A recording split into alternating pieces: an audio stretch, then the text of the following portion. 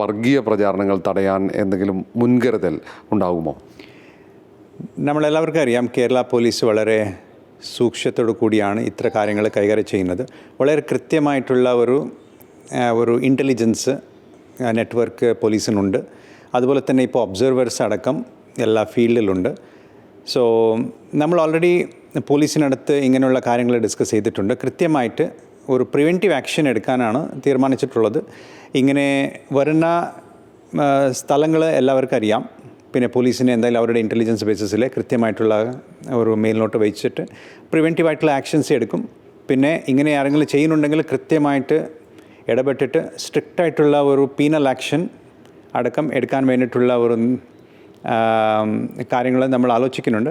പോലീസിനടുത്ത് തീർച്ചയായിട്ടും ഇങ്ങനെ ഒരു കാര്യത്തിൽ അവരുടെ ഒരു പ്ലാൻ നിലവിലുണ്ട്. നേരത്തെ സംഭവിച്ചിട്ടുള്ള സ്ഥലങ്ങൾ നമുക്ക് അറിയാം. പിന്നെ സംഭവിക്കാൻ പോകുന്ന സ്ഥലങ്ങളിലടക്കം ഇൻ്റലിജൻസ് ബേസിസിൽ നമുക്ക് കാര്യങ്ങൾ നമ്മുടെ ശ്രദ്ധയിൽ വന്നിട്ടുണ്ട്. കൃത്യമായിട്ട് ഇടപെട്ടിട്ട് സ്ട്രിക്റ്റായിട്ടുള്ള ആക്ഷൻ നമ്മൾ എടുക്കുന്നതായിരിക്കും. ഈ സ്ഥാനാർത്ഥികളെ വ്യക്തിഹത്യ നടത്തുന്ന രീതിയിലുള്ള പ്രചാരണങ്ങൾ, അതിലൊക്കെ സ്വമേധയാ തന്നെ നടപടിയെടുക്കുമോ, അല്ലെങ്കിൽ പരാതി വന്നാൽ മാത്രമായിരിക്കുമോ ഇടപെടൽ? ഇല്ല, നമ്മളത് സ്വമേധമായിട്ട് തന്നെ നടപടി എടുക്കുന്നുണ്ട്. സുവമോട്ടോ ആക്ഷൻ എടുക്കാം. പിന്നെ ജനങ്ങൾ കാൻഡിഡേറ്റ്സിൽ അഫക്റ്റഡ് പാർട്ടി തന്നെ പരാതി കൊടുക്കണമെന്നൊന്നുമില്ല.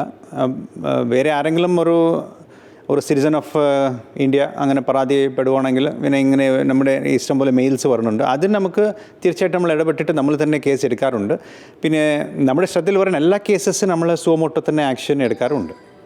ഈ വിദേശത്ത് മറ്റ് സംസ്ഥാനങ്ങളിലെ വോട്ടർമാരെയൊക്കെ എത്തിക്കാൻ വേണ്ടി ഏതെങ്കിലുമൊക്കെ തരത്തിൽ നടപടികൾ, പൊതുവെ അവർക്ക് വളരെ പെട്ടെന്ന് എത്താനും പലരും ജോലി അല്ലെങ്കിൽ പഠന ആവശ്യങ്ങൾക്കുണ്ടാവും. അപ്പോൾ അവർക്കൊക്കെ എത്താനുള്ള, സുഗമമായി എത്തി വോട്ട് ചെയ്ത് തിരിച്ചു പോകാനുള്ള സംവിധാനത്തെക്കുറിച്ച് ആലോചിക്കുന്നുണ്ടോ? ഇപ്പോൾ അന്യ സംസ്ഥാനത്തിലുള്ള നമ്മുടെ വോട്ടർമാരുടെ കുറേ റിക്വസ്റ്റ് വന്നിട്ടുണ്ട്.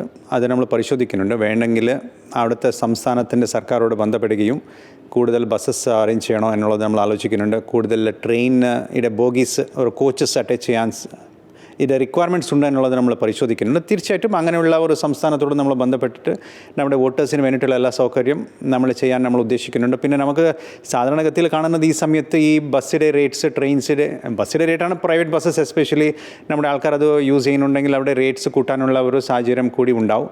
അതിൽ നിയന്ത്രിക്കാൻ വേണ്ടിയിട്ടുള്ള ഒരു ഇടപെടൽ നമ്മുടെ ഭാഗത്തുനിന്നുണ്ടാവും.